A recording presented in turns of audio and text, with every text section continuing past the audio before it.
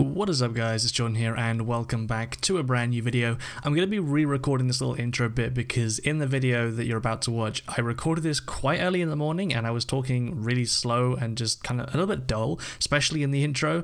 So yeah, I apologize for that. It was really early in the morning. It still is kind of early in the morning, but I've had a coffee now, so you know, slightly more awake. Anyway, in today's video, we're going to be talking about the future of Rainbow Six Siege, specifically why I think 2018 could be one of the biggest years for Siege. This is going to be a compilation of little things that I've been thinking about that have changed within the last year for Siege and how I think it's going to impact 2018. As always with these discussion videos, do feel free to let me know in the comments your own thoughts. It's much more interesting when everyone gets involved. So let me know what you think about 2018 and the future of Siege and whether or not you're excited to see what's coming next. Anyway, let's hop straight into the video.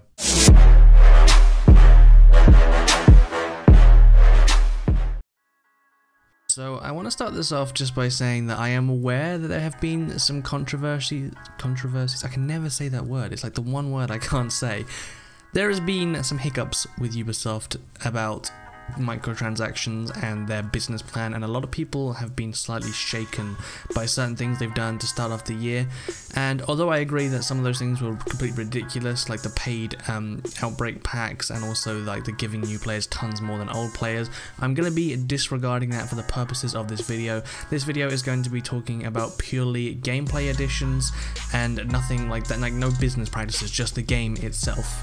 So being like an original player, I personally think that Operation Black Ice was the best. Like I had the most fun during Black Ice, closely followed I would say by Dustline, but overall every DLC has been pretty good except for like Operation Health, even though that was needed, but you get the gist. Pretty much every DLC has been good. I've never had a point where I've thought, hey, this game is going downhill. Like I've always enjoyed it, but I do strongly believe that 2018 could be like the best year for Siege, and I haven't got tons of things to talk about, but I'm just going to throw out some thoughts out there that I've been thinking about for a while. So I'm going to hop straight into this with my first overall point, which is Outbreak mode. And I'm not talking about the actual mode itself specifically, the mode as well as some surrounding thing. Oh, I just knocked a fucking can over. Shit.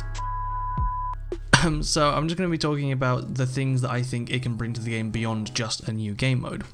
So the first one is it shows that Ubisoft are willing to take more risks. Now, one of the things I've said about Siege for a very long time now is that I think that they've played it very safe, and luckily for them it's worked out. Like the game is just good enough that the actual game itself is good enough to support them just doing the same thing with DLCs.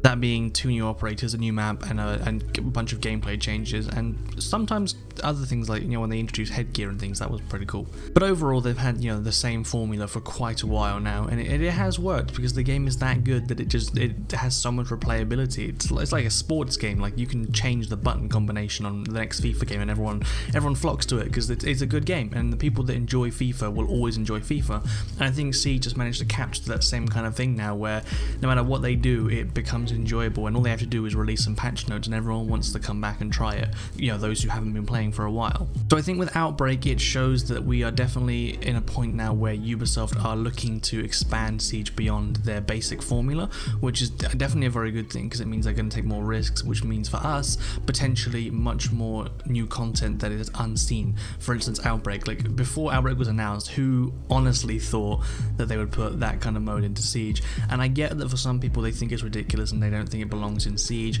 but the beauty of it is that it's, you know, it's a game mode that you can just ignore. You don't have to play it, and it definitely has brought a lot of new replayability to the game, and tons of people have been praising it. In fact, most people are angry that it's a limited time thing, which is another video I've got planned because I also have an opinion on that, which I think I'll go into detail with another video, but you get the point. Outbreak was definitely not something that was ever expected from the community, and it's been so far a really good thing. So I think hopefully that will then rebound, like the positive feedback will rebound and then cause, is that the right word? Either way, it will go back to Ubisoft, and I think that it's going to hopefully allow them to be willing to try complete new things. Maybe we'll have lots of different new types of limited time events such as Outbreak, but with different types of things, with different types of rewards, and you know that leads me to the next point, which is just a new way to play the game, completely different from ranked. Now I and many others will always go for ranked primarily, because ranked is the key point of the game. It's where the most of the fun is. But I think most people definitely aren't going to say no to a completely different way to play the game when you've been having, maybe a bad streak of ranked and you still want to play Siege, but you don't want to play ranked before you end up fucking breaking your keyboard. You can hop into Outbreak and you can have a whole bunch of fun in Siege without it being the same game mode. And I think a new way to play is definitely going to be also key to making sure this game lives long, because at the end of the day, everything has a timer on it, even your most favorite game like Siege. It can die off, especially by doing the same thing over and over again. No matter how good it is, everyone can get fatigued of it.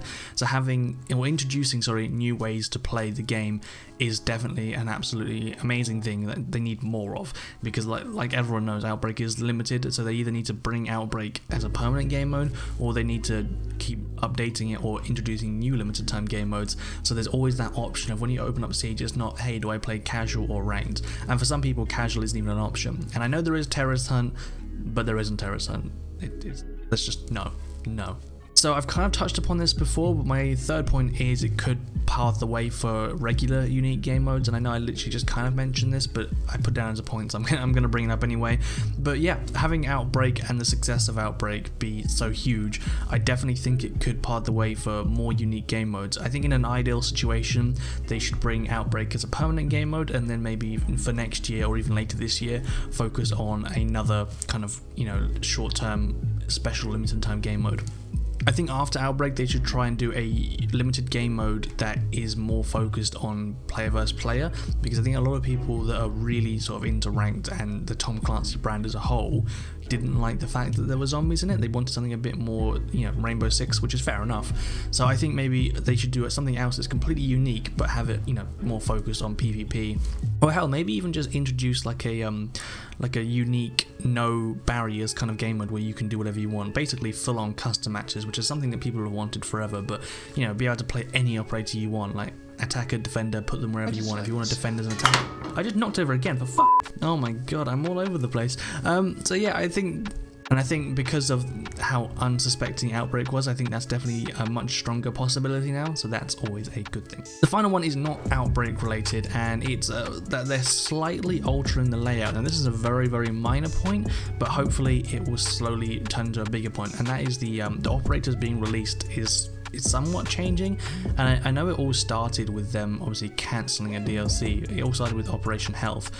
Yeah, it was Operation Health, when they didn't have any new operators, and they were like, oh well, we're going to release 3 each month instead. And although we're not always getting 3 per month, they've definitely kind of altered the way that they released operators. We also had Outbreak, where we had 2 attackers instead. I guess the point I'm trying to get to here, before anyone starts posting rage comments that this makes no sense, is that we're not following that same pattern every single month. And that is the key thing about 2018 being different, is not following that key pattern, no matter how small it is. Just even 2 attackers instead of 1 attacker and 1 defender.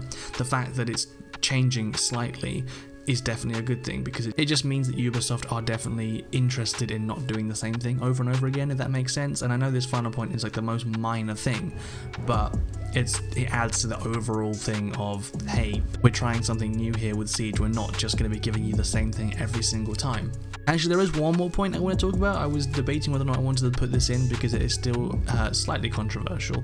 But Ubisoft are very, very slowly starting to communicate with the community better. Now, I'm already sure that someone's typing a rage comment about how it's absolute BS, and I kind of agree with you, because they're not good. They're not good with communicating with the community whatsoever. But I think they're definitely slowly getting there. Like they're still way too slow. For instance, with Outbreak, it didn't come out when it was supposed to on the TTS, and it took them like a couple of hours to update everyone on when it was coming out. The fact that they actually updated people with a couple of different updates is something unheard of for Ubisoft and Siege. Normally they just keep people in the dark.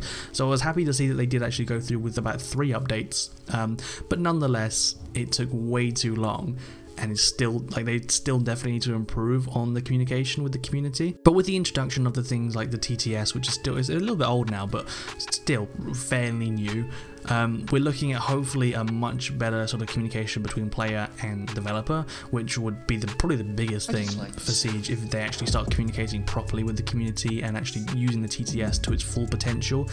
that and the fact that I think we're slowly getting there is definitely something to be looking forward to. Now, I don't want to make this a big point because there's a high chance that Ubisoft will just carry on doing their own thing, but it's definitely a point to notice. It's definitely a point to put down because it is something that's potentially happening. Anyway guys, that was just some points I've been thinking about for 2018 and Siege. As you guys know, I'm sort of really getting back into Siege now. I took about 6 months off, I would say, where I was just kind of playing a little bit here and there.